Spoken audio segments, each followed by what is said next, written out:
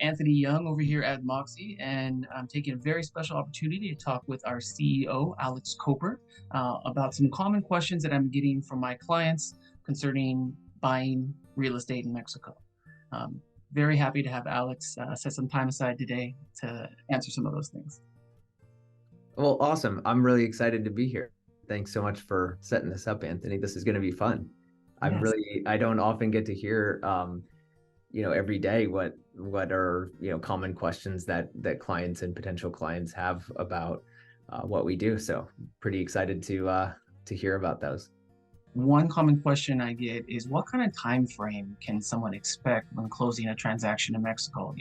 In the US, someone could say, hey, I got a 30-day contract, a 45-day contract, and you can almost set your watch to that. What differences do you see when related to financing a property in Mexico?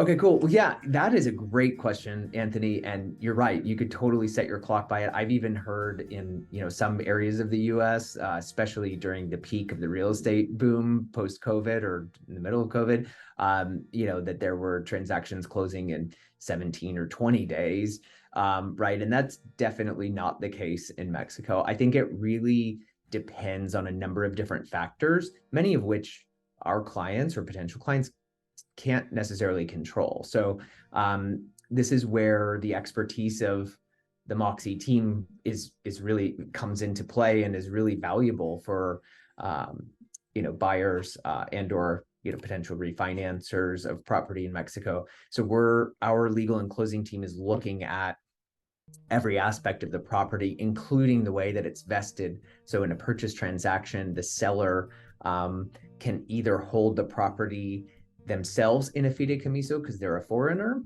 or they can hold, or the seller may be a Mexican entity or a Mexican person or people. And so in that case, the property wouldn't be vested in a fideicomiso, right? So it really depends on the structure of the subject property and how it's currently held.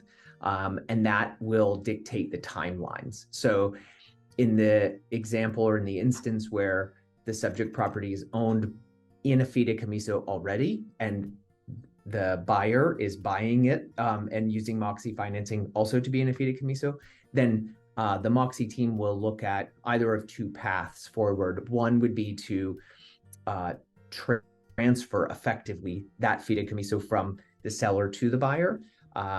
And that would involve what we call a substitution of beneficiary, as well as a substitution of fiduciary in many cases, right? Switching the bank that manages the fideicomiso to the one that's approved through MoXi, as well as switching the beneficiaries, right? So the seller is relinquishing their interest in the property in favor of the buyer. So that could elongate the cycle time a little bit longer than, for example, a situation where the seller of the property is a Mexican corporation or Mexican natural person. And there are a lot of different ways that you go about doing that, right? In the event that you are modifying or changing the fideicomiso in favor of the buyer, that could take, depending on the fiduciary bank that currently holds the fideicomiso, it could take as long as 90 days just to do that substitution. It doesn't mean that that substitution happens, 90 days passes, and then we start the rest of the process.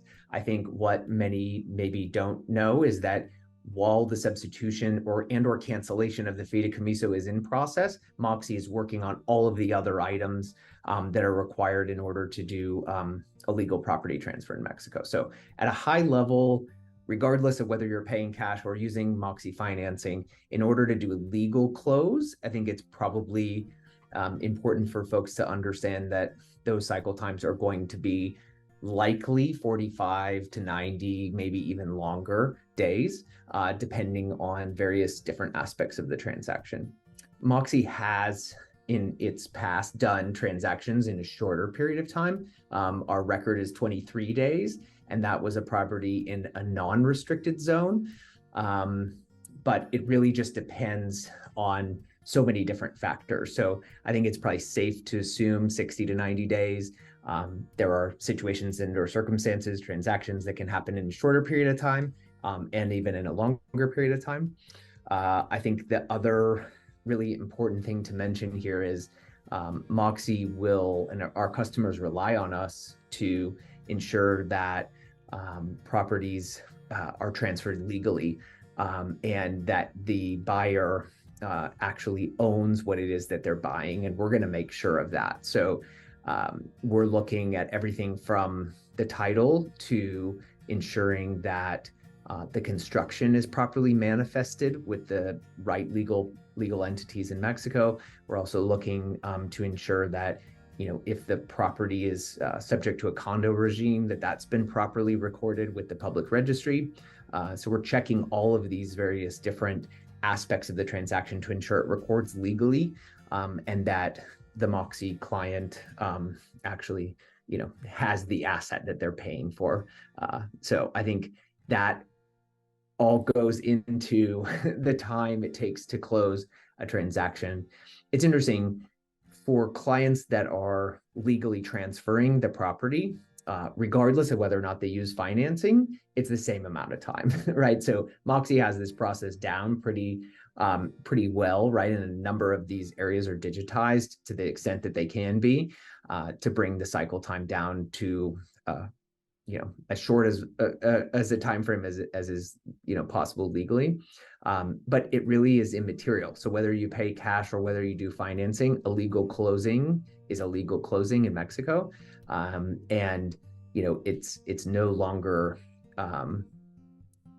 the cycle time is no longer than it is when you're paying cash. If anything, I think the investment that MoXi has made in the process, the legal transfer process, results in a shorter cycle time. So I think we could all probably point to those situations or circumstances where MoXi is ready to fund the escrow and do the closing, but the buyer and seller maybe aren't, or the real estate agent isn't, or the notario isn't. So I don't know. Hope that's helpful. It certainly is. Thank you. That was a very well worded answer. I have noticed most success when I'm advising my clients in situations where they have a realtor, before even getting a pre-qualification, that we have that conversation as soon as possible, even before the contract is written. And I do advise those clients to write their contract for 90 days with a 30-day extension, because legal property transfer is longer than we are used to as U.S. citizens and U.S. taxpayers. I think that's a really good point.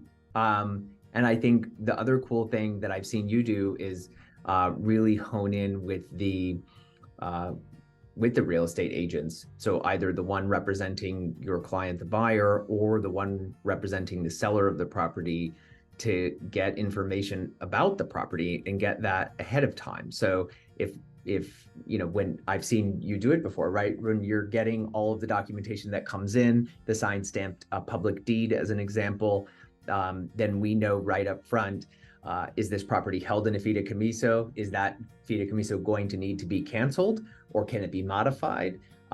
Who is the bank that currently manages it? What are their cycle times, right? Some of those banks take 90 days to do the substitution or cancellation. Some of them only take 10 days, right? So the MoXi team knows all of that. So, and I, the diligence that you do up front is hugely important to reducing those cycle times and setting proper expectations so that folks can write their offer. Buyer and seller can be on the same page with respect to how long the transaction is going to take. So I think that's awesome. I love that you do that.